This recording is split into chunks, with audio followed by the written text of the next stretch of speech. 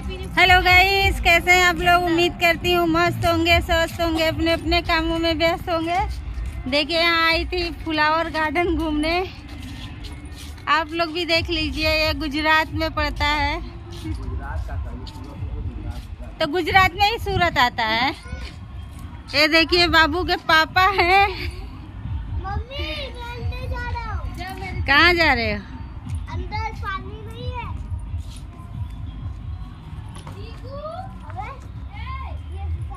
कुछ बोलिए। Hi guys, कैसे आप लोग? वीडियो को लाइक किया कीजिए, कमेंट करा कीजिए, शेयर कीजिए। बस इनका यहीं तक था एंट्री। देखिए गाइस, ये सच में फ्लावर गार्डन गजब है। देखिए,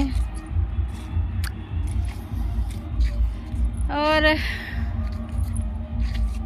यहाँ पे वीडियो बनाने लग मस्त नहीं है। वीडियो अच्छी लगी तो लाइक करिएगा, शेयर करिएगा, कमेंट करिएगा, सब्सक्राइब जरूर करिएगा। वीडियो को करती हूँ यहीं पे एंड, और कोई गलती हुई हो तो माफ़ करिएगा। आप लोग हमें, अपनी बहन सुमन को